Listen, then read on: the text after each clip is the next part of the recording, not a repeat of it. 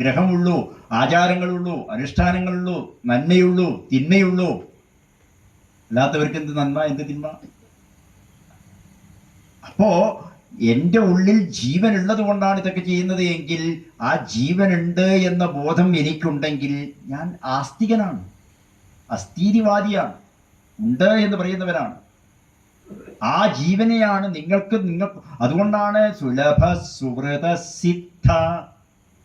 ഈശ്വരൻ എന്ന് പറഞ്ഞാൽ സുലഭനായിരിക്കണം, ആർക്കും കിട്ടുന്നതായിരിക്കണം. അത് ഹിന്ദുവിനെ കിട്ടാൻ പാടുള്ളൂ, ബ്രാഹ്മണനെ കിട്ടാൻ പാടുള്ളൂ, അല്ലെങ്കിൽ മുസ്ലിമിന് കിട്ടാൻ പാടില്ല, ക്രിസ്ത്യാനിക്ക് കിട്ടാൻ പാടില്ല, വിദേശിക്ക് കിട്ടാൻ പാടില്ല, മനുഷ്യനെ കിട്ടാൻ പാടുള്ളൂ എന്ന് പാടില്ല. കാരണം എന്താ? ഭഗവാൻ ഗീതയിൽ പറഞ്ഞെന്താ അറിയോ? ഞാൻ എവിടെയായിരിക്കണമെന്ന് ചോദിച്ചപ്പോൾ പറഞ്ഞു, അഹം വൈശ്വാനരോ ഭൂത്വാ പ്രാണിനാം ദേഹമാശ്രിത പചാമ്യന്നം ചതുർവിധം. പ്രാണികളുടെ ഉള്ളിൽ, നോക്കൂ ആ വാക്ക് നോക്കണേ നിങ്ങൾ, ജീവനുള്ളവരുടെ ഉള്ളിൽ ജഠരാഗ്നിയായി ഇരുന്നു കൊണ്ട്, വൈശ്വാനരൻ എന്ന പേരിലുള്ള അഗ്നിയായി ഇരുന്നു കൊണ്ട് ആ ജീവി കഴിക്കുന്ന ഭക്ഷണം 4 ആയിട്ട് ഡൈജസ്റ്റ് ചെയ്യുന്നു. ആരാ ദഹിപ്പിക്കുന്നത്? ഈശ്വരനാണ്. എന്റെയും നിങ്ങളുടെയും കോടാനുകോടി ജീവജാലങ്ങളുടെയും ഉള്ളില് ഈശ്വരന്റെ രൂപത്തിലിരുന്നിട്ട്, അഗ്നിയുടെ രൂപത്തിലിരുന്നിട്ട് അതത് ജീവജാലങ്ങൾ കഴിക്കുന്ന ഭക്ഷണം ദഹിപ്പിക്കുന്ന ശക്തിയാണ് ഹിന്ദുവിന് ഈശ്വരൻ. ആ ഈശ്വരൻ ഈ പ്രപഞ്ചം മുഴുവനും നിറഞ്ഞു നിൽക്കുന്നുണ്ട്, ഒറ്റ നോട്ടത്തിൽ കാണില്ല. അതിനെ കാണിച്ചു തരാനാണ് എന്ത്? മനീഷാവഞ്ചകം. ആ തത്വം കാണിച്ചു തരാൻ മാത്രമല്ല, അത് കണ്ടു കഴിഞ്ഞാൽ എങ്ങനെ ജീവിക്കണം മുഴുവൻ പറയാനാവുമെന്ന് എനിക്കറിയില്ല. 9 മണി വരെ പറയാല്ലേ? ഇത് 9 മണി വരെ പറയാം. നോക്കട്ടെ. ഇതില് 2ാമത്തെ ശ്ലോകം കൊണ്ട് പറയുന്നത്, 5 ശ്ലോകമാണുള്ളത്. 5 ശ്ലോകം എന്ന് പറഞ്ഞു കഴിഞ്ഞാൽ ആദ്യത്തെ ഈ 2 ശ്ലോകം അതിൽപ്പെട്ടതല്ല കേട്ടോ. ഇത് 2 ചോദ്യം, ഇനിയൊരു 5 ശ്ലോകമുണ്ട്. ഈ 5 ശ്ലോകത്തിൽ മനീഷാവഞ്ചകം എന്ന് പറയാൻ കാരണം എന്താ അറിയോ? ആചാര്യസ്വാമികള് ഒരു തത്വം പറഞ്ഞിട്ട് പറഞ്ഞു, ഏഷാ മനീഷാ മമ. ഇതെന്റെ ഉറച്ച തീരുമാനം.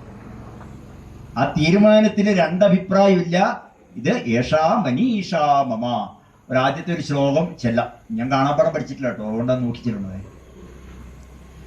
ജാഗ്രൽ സ്വപ്ന സുഷുപ്തിഷു സ്ഫുടതരായാ സംവിദുജൃംഭതേ യാ ബ്രഹ്മാദി പിപീലികാന്തധനുഷു പ്രോദാ ജഗത്സാക്ഷിണി.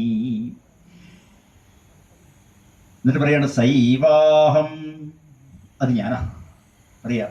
എന്നിട്ടോ ദൃശ്യവസ്തു ഇതി ദൃഢപ്രജ്ഞാപിയസ്യാസ്തി ചണ്ഡാളോസ്തു സദ്വിജോസ്തു ഗുരുരിത്യേഷാ മനീഷാ മമ. യാ ബ്രഹ്മാദി പിപീലികാന്തധനുഷു പ്രോദാ. യാ ബ്രഹ്മാദി പിപീലികാന്തധനുഷു പ്രോദാ. ഇനിയോ ജഗത്സാക്ഷിണിയുമാണ്. ബ്രഹ്മാവ് മുതൽ ഏറ്റവും ചെറിയ ഒരു പ്രാണിയുടെ ഉള്ളിൽ പോലും വേണമെങ്കിൽ ഏകകോശ ജീവിയായിട്ടുള്ള അമീബ അതിലും താഴേക്ക് പോയിക്കോട്ടെ. ഏറ്റവും ചെറുത് എന്ന് പറയുന്നത് ആറ്റമാണ് അല്ലേ? ഈ ആറ്റത്തിന്റെ ഉള്ളിൽ പോലും ഏതൊരു ശക്തിയുണ്ടോ, അതിനെ ചലിപ്പിക്കുന്ന ഒരു ശക്തിയുണ്ടോ, അത് ജഗത് സാക്ഷിണിയും കൂടിയാണ്. അങ്ങനെയുള്ള ഒരു ചൈതന്യം ബ്രഹ്മാവ് മുതൽ ഈ പ്രപഞ്ചത്തിലെ നിങ്ങൾക്കൊരു ഏറ്റവും ചെറുതെന്ന് പറയാവുന്ന ഈ കാണുന്ന, നമ്മളിന്ന് കാണുന്ന വൈവിധ്യമാർന്ന ഈ പ്രപഞ്ചത്തെ നിലനിർത്തുന്ന മാറ്ററുകൾക്ക് കാരണമായിട്ടുള്ള ഒരാറ്റത്തിൻ്റെ ഉള്ളിൽ പോലും ഈ ശക്തിയുണ്ട്. അത് ജഗത്തിനെ കാണിച്ചു തരുന്ന ശക്തിയാണ്.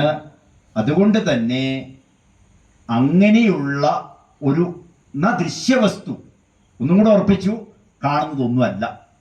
ദൃശ്യവസ്തു എന്ന് പറഞ്ഞാൽ കാണുന്നതൊന്നുമല്ല.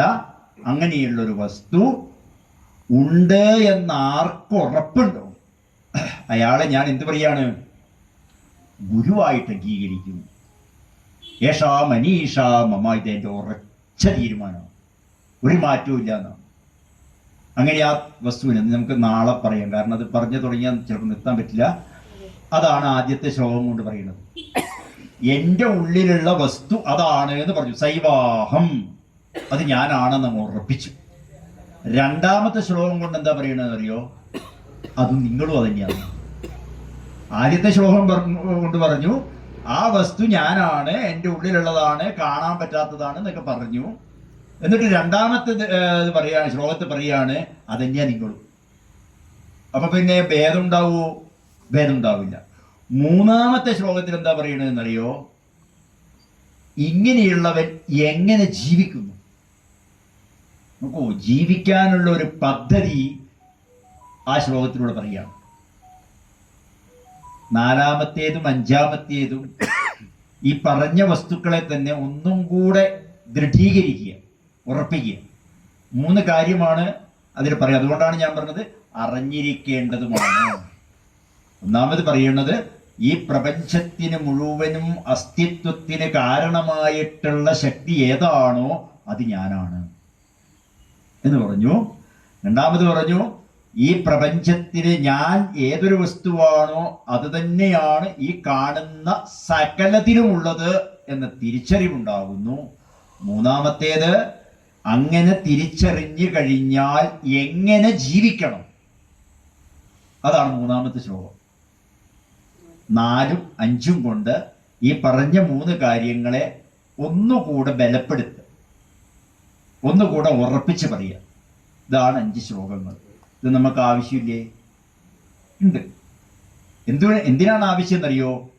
ലോകത്തില് എല്ലാവരും പ്രവർത്തിക്കുമ്പോൾ സുഖം കിട്ടണമെന്ന് പ്രവർത്തിക്കുന്ന കൂട്ടത്തില് ഒരുപാട് ആഗ്രഹങ്ങൾ കൂടെ നമ്മൾ കൊണ്ടു നടക്കാറുണ്ട്, ഇല്ലേ?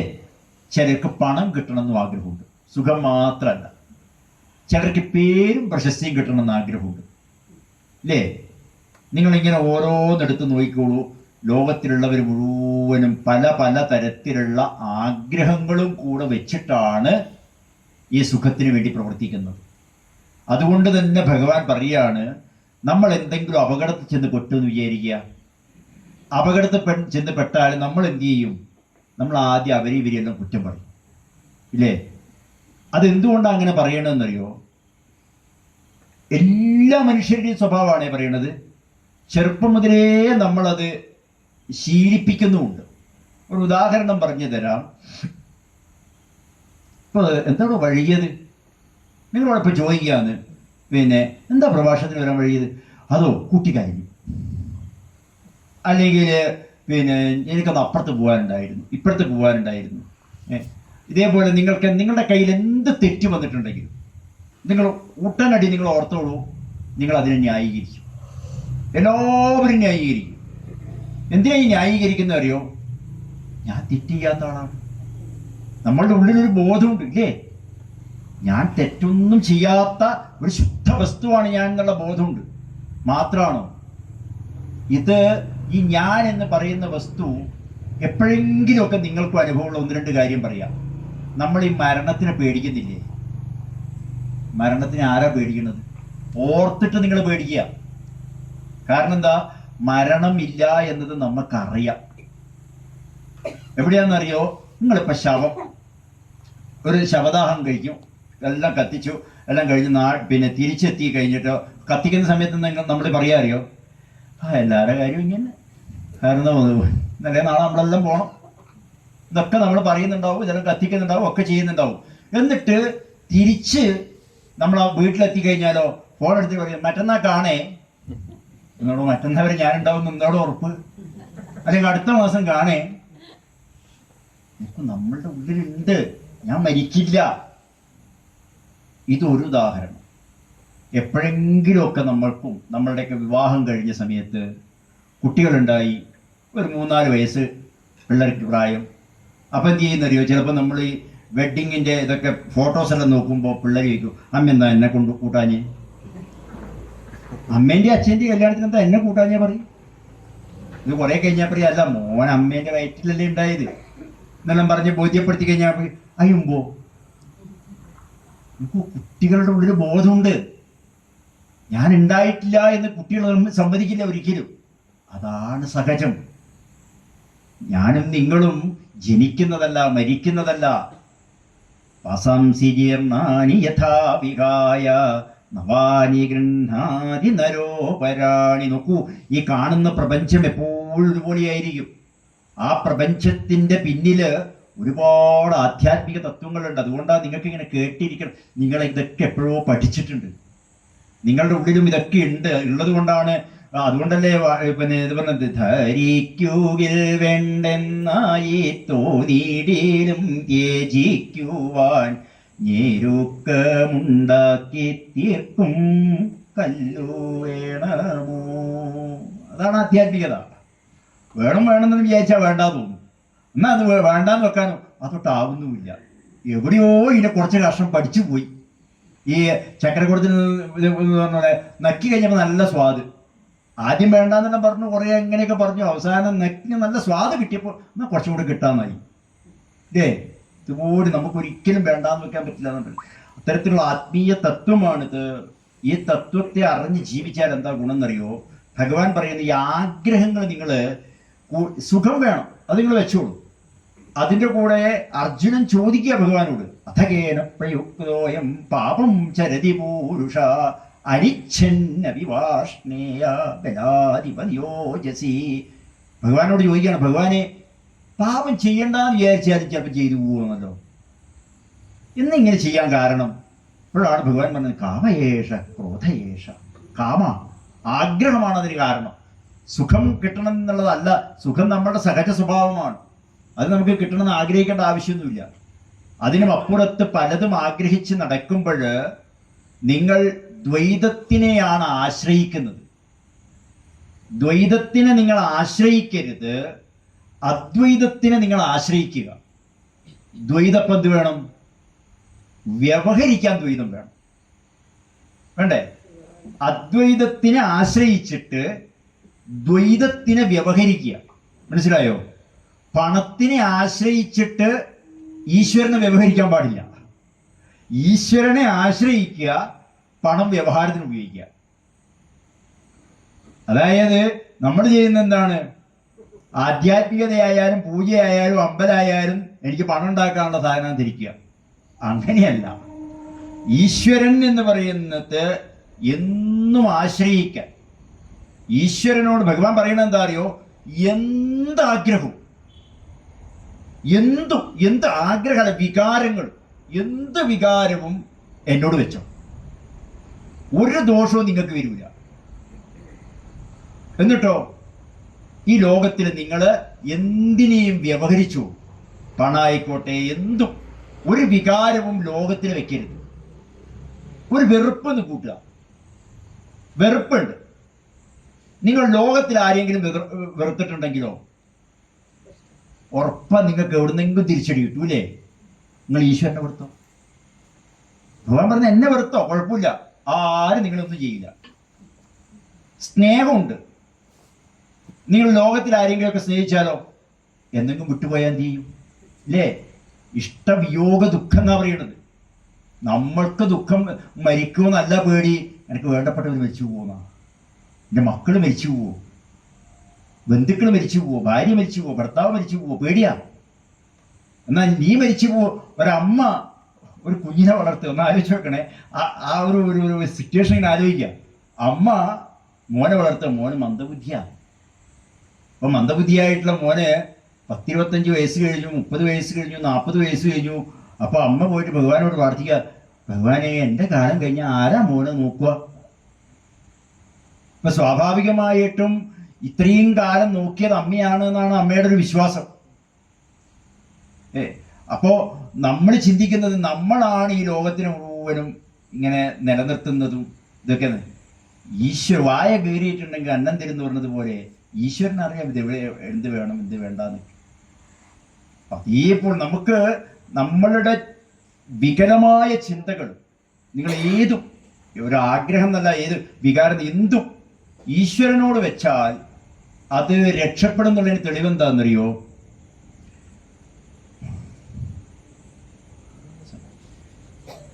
ഒരു ഉദാഹരണം പറഞ്ഞുതരാം. എന്ത് വികാരം നിങ്ങൾ ഈശ്വരനോട് വെച്ചെന്നുള്ളതിന്, മഹാഭാരതത്തില് രാജസൂയ യാഗം നടക്കുക. ഈ യാഗം നടക്കുന്ന സമയത്ത് ശിശുപാലനെ ശ്രീകൃഷ്ണൻ കൊല്ലുക, ചക്രായുധം കൊണ്ട് കൊല്ലുകയാണ്. അപ്പം ശ്രീകൃഷ്ണൻ പിന്നെ ഈ ശിശുപാലൻ എങ്ങനെയാന്ന് പറഞ്ഞു കഴിഞ്ഞാൽ കിട്ടിയ അവസരം മുഴുവൻ ശ്രീകൃഷ്ണനെ ചീത്ത പറയും. എങ്ങനെയൊക്കെ ദ്രോഹിക്കാൻ പറ്റുമോ അങ്ങനെയൊക്കെ ദ്രോഹിക്കും. ശ്രീകൃഷ്ണനോ അഥവാ ശിശുപാലൻ ചീത്ത പറഞ്ഞിട്ടില്ലെങ്കിൽ ചീത്ത പറയാൻ എന്തെങ്കിലും ഉണ്ടാക്കിക്കൊടുക്കും, എന്നിട്ടായാലും അവനെ കൊണ്ട് ചീത്ത പറയിപ്പിക്കും. ഇതാണ് കൃഷ്ണന്റെ സ്വഭാവം. അവസാനം കൃഷ്ണൻ ശിശുപാലനെ വധിച്ചു. അതിൽ നിന്ന് എല്ലാവരും കാണെ ശിശുപാലന്റെ ശരീരത്തിൽ നിന്നൊരു ചൈതന്യം വന്നിട്ട് കൃഷ്ണനിലേക്ക് ലയിച്ചു. അപ്പൊ യുധിഷ്ഠിരനൊരു സംശയം. യുധിഷ്ഠിരൻ പറഞ്ഞു, ഈ മഹാഭാവിന്റെ ചൈതന്യം കൃഷ്ണനിലേക്ക് ലയിക്കണം, മഹാരോഗം രാജയക്ഷമം വന്നിട്ട് ചാവുക വേണ്ടത് വേണ്ട. അതില്ലാതെ കണ്ട് ആ ശിശുപാലന്റെ ചൈതന്യം എങ്ങനെയാ കൃഷ്ണനിലേക്ക് ലയിച്ചെന്ന് ചോദിച്ചപ്പോ നാരദൻ മറുപടി പറയാം. ഇപ്പൊ നാരദൻ പറയുന്നത്, രാജാവേ അതങ്ങനെയല്ല, ഈ ശിശുപാലൻ വലിയ ഭക്തനാണ്. ശിശുപാലൻ കൃഷ്ണനെ എത്ര കാലമായിട്ട് ധ്യാനിക്കുക. എങ്ങനെ ശിശുപാലൻ ധ്യാനിച്ചു എന്നോ? അതെങ്ങനെയാ ധ്യാനിച്ചു വെച്ച് കഴിഞ്ഞാൽ ശിശുപാലന്റെ ധ്യാനത്തിന്റെ പ്രത്യേകത എന്താ അറിയോ? സംരംഭ സംഭൃത സമാധിന അനുസ്മരൻ. സംരംഭ സംഭൃത സമാധിന അനുസ്മരൻ. പേടിച്ചു പേടിച്ചു പേടിച്ചു പേടിച്ചു അല്ല, വെറുപ്പോടുകൂടെ 24 മണിക്കൂറും വെറുക്കുന്നതുകൊണ്ട് എന്താണെന്നറിയോ? ഇയാളുടെ ഉള്ളിൽ കൃഷ്ണനെ ഉള്ളു, വേറെ ആരുമില്ല. നമ്മൾ ചിന്തിച്ചിട്ടുണ്ടോ എപ്പോഴെങ്കിലും? ഭയം, വെറുപ്പ്, ഇതൊക്കെ സ്നേഹിക്കുന്ന അത്ര പോലും എന്തുണ്ടാവില്ല, ഓർക്കില്ല. നമ്മൾ ഒരു ഉദാഹരണം പറഞ്ഞു തരാം. നിങ്ങൾക്ക് ആരെങ്കിലും വെറുപ്പുണ്ട് വിചാരിക്കുക. വെറുപ്പുണ്ടെങ്കിൽ ഞാനിങ്ങനെ വർത്തമാനം പറയുന്ന സമയത്ത് നിങ്ങൾ തിരുമേൻ്റെ സ്ഥലം എവിടെയാ? ഇന്നേക്കിലാന്ന്, മലപ്പട്ടത്താന്ന്, ചെയ്യേണ്ടവിടത്താന്ന്. അവിടെ ഒരാളെ അറിയോ? അയാൾക്കെന്താ പ്രത്യേകത? അയാളെ ഞാൻ സ്നേഹിക്കുന്നുണ്ടല്ല, അയാൾ മഹാത്തമ്മാടിയാട്ടോ. അയാൾ എനിക്ക് എന്തെല്ലാം ദ്രോഹം ചെയ്തു അറിയോ? ഈ വേണ്ട, ഈ കംസനില്ലേ, കംസന് വിവാഹം കഴിഞ്ഞിട്ട് ദേവകീനെ വസുദേവർ കൂട്ടി പോകുന്ന സമയത്ത് ആകാശത്ത് നിന്ന് ആരോ വിളിച്ചു പറഞ്ഞു, അല്ലയോ മൂഢ, നിന്നെ ദേവകിയുടെ 8ാമത്തെ പുത്രൻ കൊല്ലുന്നു. ഇല്ലേ? എന്തിനാ ഇങ്ങനെ പറഞ്ഞത്? ഇങ്ങനെ പറയേണ്ട ആവശ്യമുണ്ടോ? എന്തിനാ ഇങ്ങനെ? അന്നേരം ഒന്ന് കൊന്നാ പോരെ? അല്ല, കംസനെ ധ്യാനിക്കണം. അന്ന് മുതലേ തുടങ്ങി കൃഷ്ണൻ വരും, കൃഷ്ണൻ വരും, കൃഷ്ണൻ വരും, കൃഷ്ണൻ വരും. അന്ന് മുതൽ ധ്യാനാണ്. നമ്മൾ സ്നേഹിക്കുന്നവരെ പലപ്പോഴും മറന്നു പോവും. വെറുക്കുന്നവരെയോ ഭയക്കുന്നവരെയോ ഒരിക്കലും നമ്മൾ ചിലപ്പോൾ അത്ര കൊണ്ട് ഓർക്കില്ല എന്നുള്ളൊരു തെളിവെന്താണെന്നറിയോ? ഇന്നിപ്പോൾ രാത്രിയായില്ലേ, നിങ്ങളുടെ വീട്ടിലേക്ക് പോകുന്ന വഴിക്ക് ചിലപ്പോൾ പ്രേതമുള്ള സ്ഥലമുണ്ടെന്ന് വിചാരിക്കുക. നിങ്ങൾ സ്നേഹിക്കുന്ന ആരെയാണ്? ഈശ്വരനെയാണല്ലേ? ഈശ്വരനാണോ നിങ്ങളുടെ ഉള്ളിൽ ആദ്യത്വം? പ്രേതാണോ? പ്രേതാദ്യത്വം. കാരണം എന്താ? അതിനെ പേടിക്കുന്നു. ഈ പേടിക്കുന്ന സാധനം എപ്പോഴും നമ്മുടെ മുന്നിൽ ആദ്യത്വം. ഇതിന് തെളിവെന്താ അറിയോ? ഞാൻ വെറുതെ പറയണതല്ല. ഇതില് മാരീചൻ എന്ന് പറഞ്ഞിട്ടൊരു അസുരൻ രാമായണത്തില് എഴുത്തച്ഛൻ്റെ ഉണ്ട്, അതുപോലെ തന്നെ വാൽമീകി രാമായണത്തിലൊക്കെ ഉണ്ട്. ഈ മാരീചൻ പൊന്മാനായിട്ട് ശ്രീരാമന്റെ മുന്നിൽ പോകാൻ വേണ്ടിയിട്ട് രാവണൻ ചെന്ന് പറയുകയാണ്, മാരീച, നീയ് പൊന്മാനായിട്ട് സീതയുടെ മുന്നിൽ പോയിട്ട് സീതയുടെ മനസ്സ് മയക്കണം. അപ്പം ശ്രീരാമൻ നിന്നെ പിടിക്കാൻ വരും, അങ്ങനെ നീ ഓടി ഓടി ഓടി പോയിക്കോളുക. ശ്രീരാമൻ കുറേ ദൂരത്തുമ്പോൾ ഞാൻ സീതനെയും കെട്ടിങ് വന്നോളാം. നല്ല ആശയല്ലേ? അപ്പം എന്ത് ചെയ്തു? മാരീചൻ പറഞ്ഞു, രാവണ, നീ എന്തെന്നാ ഈ പറയാൻ പോകുന്നത്? ഈ രാമൻ ആരാന്നറിയോ? രഥാദീനി നാമാനി. രാവണ, നിന്റെ പേര് കേൾക്കുമ്പോൾ തന്നെ എനിക്ക് പേടിയാണ്. എന്താ കാരണം? രാവണൻ എന്നുള്ളതുകൊണ്ടല്ല, രാമന്റെ ആദ്യത്തെ അക്ഷരയിലുണ്ട്, അല്ലാണ്ട് നിന്നെ പേടിച്ചിട്ടല്ല. രഥാദീനി നാമാനി. രഥം, രത്നം, രാവണൻ എന്നൊക്കെ കേൾക്കുമ്പോൾ തന്നെ എനിക്ക് പേടിയാണ്. കാരണം രാമന്റെ ആദ്യത്തെ അക്ഷരം അതിലുണ്ട്. എന്താ കാരണം? ഞാൻ ഒരിക്കൽ രാമന്റെ ബാണത്തിന്റെ കരുത്ത് കണ്ടതാ. അന്ന് മുതലുണ്ടല്ലോ, ഞാൻ എവിടെ കണ്ണടച്ചാൽ ഉറപ്പാന്ന് ക്ഷീരാജിനധരം രാമം. ജടിയും വൽക്കളൊക്കെ ധരിച്ച് അമ്പും പിടിച്ചിട്ടുള്ള വൃക്ഷേ വനേ വനേ. വൃക്ഷത്തിലോ എവിടെ ഞാൻ കാട്ടിൽ നിന്നിട്ട് ഏത് മരത്തിന്റെ മുകളിൽ നോക്കിയാലും രാമൻ അവിടെ, രാമൻ ഇവിടെ. ഒന്ന് ആലോചിച്ചു നോക്കും. ഇങ്ങനെ ധ്യാനിക്കാൻ പറ്റുമോ നമുക്ക്? ആ ഭയത്തിൽ നിന്നുണ്ടായിട്ടുള്ള ധ്യാനമാണ്. അപ്പൊ ഈശ്വരൻ വരണ്ടേ കൊല്ലാൻ? അങ്ങനെയുള്ള ഒരാളുടെ ചൈതന്യത്തിലേക്ക് വരും. എന്നിട്ടാണ് പിന്നെ നാരദൻ പറയാണ്, എൻ്റെ അഭിപ്രായത്തില് നോക്കൂ, യുധിഷ്ഠിരനോട് പറയാണ്, നിങ്ങളൊക്കെ കൂട്ടുകാരൻ എന്ന നിലയ്ക്ക് ആ ഈശ്വരനെ കണ്ടു, ഞങ്ങളൊക്കെ ഞങ്ങളുടെ സ്വാമി, ഞങ്ങളുടെ രക്ഷകൻ എന്ന നിലക്ക്, ഈശ്വരൻ എന്ന നിലക്ക് ആ ഭഗവാനെ കണ്ടു. ഗോപികമാരെങ്ങനെയാ കണ്ടതെന്നറിയോ? പലർക്കും അത് പറയുമ്പോൾ വിഷമാണ്. ഗോപികമാര് കണ്ടത് ജാരാത്മന, അത് പരമാത്മബുദ്ധിയ, ജാരനാണെന്ന് ഇവർ തന്നെ കണ്ടത് എന്ന് പറയുന്നത്. വ്യാസം പറഞ്ഞ വാക്കാണ്, ഞാൻ എൻ്റെ വാക്കല്ല. വ്യാസം പറയുന്നത് ജാരനായിട്ടാണ് കൃഷ്ണനെ കണ്ടത്, അല്ലാണ്ട് കൃഷ്ണൻ ഈശ്വരനാണ്, പ്രത്യഗ്വസ്തുനിയാണെന്നൊന്നും പറഞ്ഞിട്ടില്ല. ഈശ്വരനാണെന്ന് പോലും നിങ്ങൾ ചിന്തിക്കേണ്ട. നിങ്ങളുടെ കൊച്ചു കുട്ടിയാണ് ഭഗവാൻ എന്ന് പറഞ്ഞ് ചിന്തിച്ചോളൂ, നിങ്ങൾ നടന്നോളൂ, എപ്പോഴും നിങ്ങൾക്ക് രക്ഷ കിട്ടുന്നതാണ്. എന്ത് വികാരവും വയ്ക്കാം. ആ ജാരബുദ്ധിയോടുകൂടെ ചെന്നിട്ട് പിന്നെ കൃഷ്ണനെ കിട്ടാൻ വേണ്ടി ചെന്നപ്പോഴേ ഈ ഗോപികമാരെന്താ പറയണമെന്നറിയോ? നമ്മളിപ്പോ നോക്കൂ, നമുക്ക് ഈശ്വരനെ ഈ വസ്തുവിൽ നിന്ന് ധ്യാനിക്കാൻ പറ്റാത്തത് എന്തുകൊണ്ടാണെന്നറിയോ? നിങ്ങളോട് പറയാണ്, നാളെ മുതൽ ഈശ്വരനെ ധ്യാനിക്കണം എന്ന് പറഞ്ഞ് ഞാനൊരു മന്ത്രം ചിരിത്തന്നാലും കുറെ കഴിഞ്ഞ് ഒരു ഒന്നും ആവുന്നില്ല തിരുമേനി.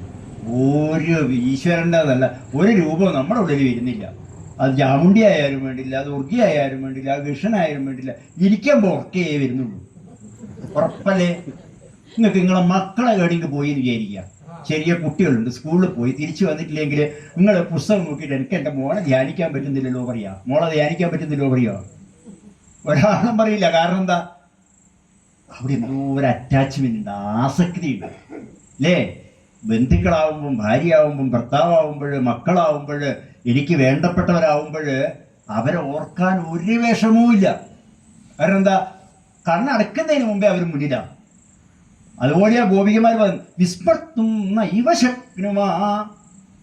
ഈ കൃഷ്ണനൊന്നും മറന്നു കിട്ടിയാൽ മതിയായിരുന്നു, മറക്കാനും പറ്റുന്നില്ല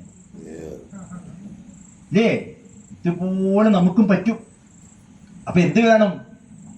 ഒന്നുകിൽ ഭയത്തോടുകൂടെ ഓർക്കുക, ഈ കൃഷ്ണൻ നിന്നെ പിടിച്ചുകൊണ്ടുപോകുമെന്ന് ഓർക്കുക. എന്നാൽ നിങ്ങൾക്ക് കൃഷ്ണനെ ധ്യാനിക്കാൻ പറ്റും. ഈ കൃഷ്ണൻ എൻ്റെ സകലതും കട്ടുകൊണ്ടുപോകുമെന്ന് പേടിക്കുക. അപ്പൊ പേടിക്കുമ്പോൾ എന്താണ്? കൃഷ്ണൻ എപ്പോഴും ഓർമ്മയുണ്ടാവും. ഇതുപോലെ ഭയത്തോടുകൂടെ ആരാധിച്ചവരാണ് അത്രേ കംസൻ, രാവണൻ, കുംഭകർണൻ, അതുപോലെ തന്നെ വെറുപ്പോടുകൂടി ദന്തഭക്തൻ, ശിശുപാലൻ, ഹിരണ്യകശിപു, ഹിരണ്യാക്ഷൻ. അവർക്കുള്ള 3 ജന്മം അങ്ങെത്തി. നമ്മളോ 1000 ജന്മം കഴിഞ്ഞാലും പിന്നെ ആസക്തി ഇതിലേക്ക് ഇങ്ങനെ വെച്ച് വെച്ച് ജീവിക്കുക. അതുകൊണ്ട് ഏത് വികാരവും ഈശ്വരനോട് വയ്ക്കാം. പണം മുതലായിട്ടുള്ള ലോകകാര്യങ്ങളൊക്കെ തന്നെ വ്യവഹാരത്തിൽ ഉപയോഗിക്കാം. എത്ര കണ്ട് വേണം? നിങ്ങൾക്ക് പൈസ സമ്പാദിച്ചോളൂ, എത്രയാണോ ആവശ്യം അത് സമ്പാദിക്കുക. ഇന്ന് ലക്ഷങ്ങൾ കിട്ടിയാലും മതിയാവുന്നില്ല പറഞ്ഞ അർത്ഥം എന്താ? എന്തിനെത്രയധികം കിട്ടിയിട്ട് എന്ത് കാര്യം? എന്തും പരിധി വിട്ടിട്ടൊന്നും വേണ്ട. നമുക്ക് ജീവിക്കാനുള്ളത് കിട്ടിക്കഴിഞ്ഞാൽ ബാക്കിയുള്ള ആർക്കെങ്കിലും പോകുക. ഞാനിപ്പം സുരേഷിനോട് അതാ ചോദിച്ചു, ഇതൊക്കെ എങ്ങനെ സുരേഷ് നടക്കണത്? ദിവസം വരുന്നതിന് പോലെ പൈസ കൊടുക്കണ്ടേ? ഈ 71 ദിവസം കൊടുക്കണ്ടല്ലോ. അതിനൊക്കെ കൊടുക്കണം എന്നാ പറയുന്നത്. നമ്മൾ സമ്പാദിച്ച ധനം എന്തിനൊക്കെ കൊടുക്കണം? ഈ ധർമ്മം നിലനിർത്താനൊക്കെ ആരെങ്കിലുമൊക്കെ തയ്യാറാകുമ്പം അവർക്ക് കുറച്ച് കൊടുക്കുക. രാജ്യം രക്ഷിക്കാൻ ആർക്കാണ് തയ്യാറാകുമ്പോൾ അവർക്ക് കുറച്ച് കൊടുക്കുക. ഇവർക്കൊക്കെ കൊടുക്കാനുള്ള പൈസ നമ്മളുടെ എടുത്ത്. അപ്പം നമുക്ക് ജീവിക്കാൻ ഇതെന്താന്ന് പറഞ്ഞ് ജീവിക്കാൻ എത്ര കിട്ടിയാലാ മതിയാവുകയെന്ന് അതാണ് ആദ്യം തീരുമാനിക്കാൻ പറ്റാത്തത്. എത്ര കിട്ടിയാലും മതിയാവില്ല, പിന്നെയും കിട്ടിയാലെന്നാ അത് ഈ പണം ഇങ്ങനെ കാണുമ്പോൾ ഒരു സന്തോഷം. ദിവസം ഇങ്ങനെ ബാങ്ക് അക്കൗണ്ട് നോക്കുക, ആ സന്തോഷം അക്കൗണ്ട്. അല്ലെങ്കിൽ പണം എന്തിന്?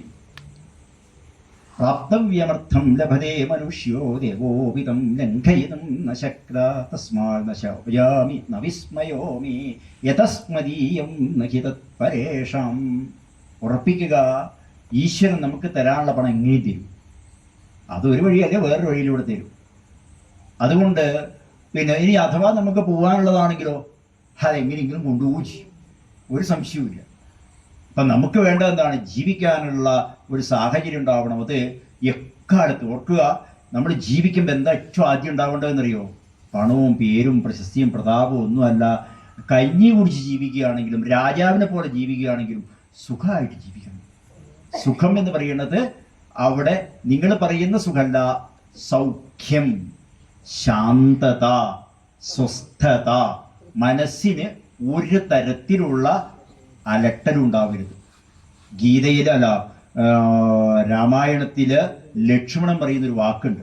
ലക്ഷ്മണൻ പറയാണ്, ഗുഹനോട് പറയാം, അധ്യാത്മരാമായണത്തിലുള്ളതാണ്, യദ്യതാഗതം തത്ര കാലാന്തരേ തത്തത് ഭുജിച്ചതി സ്വസ്ഥനായി വാഴണം. ഭോഗത്തിനായി കൊണ്ടു കാപിക്കയും വേണ്ട, ഭോഗം വിധീകൃതം വർജിക്കയും വേണ്ട. എത്ര മനോഹരാണ്. എന്താണോ മുന്നിലേക്ക് വരുന്നത്, യദാഗതം, എന്താണോ മുന്നിലേക്ക് വരുന്നത് ആ രണ്ട് കൈയും നീട്ടി സ്വീകരിക്കുക. കാരണം എന്താ, ഞാൻ പറഞ്ഞാലും വരാണ്ടിക്കൂല. ദുഃഖമായാലും സുഖമായാലും എന്തായാലും എൻ്റെ അടുത്തേക്ക് വരുന്നുണ്ടെങ്കിൽ പിന്നെ രണ്ട് കൈയും നീട്ടി മേടിക്കുന്നതല്ലേ നല്ലത്. എന്നിട്ടോ യദ്യതാഗതം കാലാന്തേ തത്തത് ഭുജിച്ചതി സ്വസ്ഥനായിട്ട് വാഴും. എന്ത് വന്നാലും എൻ്റെ മനസ്സിനെ ഞാൻ ചഞ്ചലപ്പെടുത്തില്ല. എനിക്ക് അതുകൊണ്ടാണ് യതസ്മദീയം നഹി തത്പരേഷാം ന വിസ്മയോമേ, എനിക്കൊരു വിസ്മയവും ഇല്ല, ഒരു ദുഃഖവും ഇല്ല. എന്താ വെച്ചാൽ വരട്ടെ. ഭോഗത്തിനായിക്കൊണ്ട് കാമിക്ക ഇന്നത് കിട്ടണം കിട്ടണം എന്ന് കരുതിയിട്ട് ഓടിച്ചാടി നടക്കൊന്നും വേണ്ട. എന്നാൽ കിട്ടുന്നതോ, അയ്യോ എനിക്ക് അങ്ങനെയൊന്നും വേണ്ടേ, അതൊന്നും എനിക്ക് വേണ്ടേ, അങ്ങനെയും പറയണ്ട. ഭോഗത്തിനായിക്കൊണ്ട് കാമിക്കയും വേണ്ട, ഭോഗം വിധികൃതം. അടുത്ത ശ്ലോകത്തിൽ വരുന്നതാണ്. ഇവിടെ വിധികൃതം എന്താണെന്ന് പറയാൻ പോവാണ്. ഭോഗം വിധികൃതം വർജിക്കുകയും വേണ്ട, അത് വേണ്ടാന്ന് വെക്കണ്ട. നിങ്ങളെ ഇപ്പൊ ജയരാം ശബരിമല മേശാന്തിയാക്കാം, അയ്യോ അതൊന്നും ശരിയാവൂലേ, അതൊന്നും പറയണ്ട. എന്തിനാ ഭഗവാൻ അവിടെ ഇരുത്തിയതോ അവിടെ ഇരുന്നോളൂ. അല്ല ഇതൊന്നും ഇല്ലാതെ കൊണ്ട് വേറെ ഒരു അമ്പലത്തിലായിരിക്കും, ഒന്നും അവിടെ ഇരുന്നോളൂ.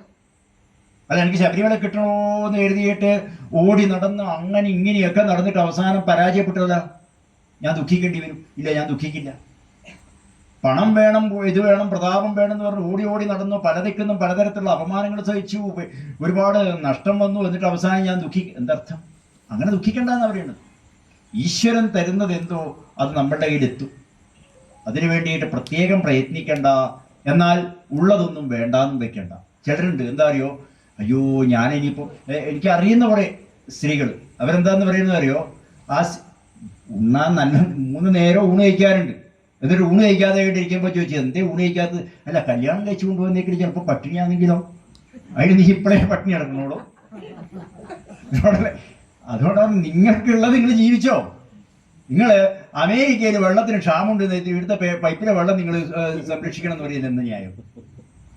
നിങ്ങളുടെ കയ്യിൽ പണമുണ്ടോ, നിങ്ങൾ വൃത്തിയായിട്ട് ജീവിച്ചോ. അധികമുണ്ടോ, എന്ന് ഇതുപോലുള്ള കുറച്ച് നല്ല നല്ല കാര്യങ്ങൾക്കെല്ലാം കൊടുത്തേ. അല്ലാതെ കണ്ട് മറ്റൊരുത്തൻ അങ്ങനെയാണ്, നാളെ ഇങ്ങനെ വരും, അങ്ങനെ വരും. അതുകൊണ്ടാണ് വിധികൃതം എന്ന് പറഞ്ഞത്. നമ്മൾ ജീവിക്കേണ്ടത് എങ്ങനെയാണെന്നൊരു നിയമം അത് നമുക്ക് തീരുമാനിക്കാമോ. എൻ്റെ കയ്യിലുള്ളത് കണ്ടവൻ്റെ കയ്യിലുള്ള പണം കണ്ടിട്ട് ജീവിക്കരുത്, കട്ടുകൊണ്ടുവന്ന് ജീവിക്കരുത്. അധ്വാനിച്ച് നമുക്ക് കിട്ടുന്ന ശമ്പളം കൊണ്ട് നമ്മൾ ജീവിച്ചു, അതിനെന്താ തെറ്റ്? അങ്ങനെ ജീവിക്കണം എന്നാണ് പറയുന്നത്. ഏതായാലും അടുത്ത ശ്ലോകങ്ങളൊക്കെ നമുക്ക് അടുത്ത ദിവസങ്ങളിൽ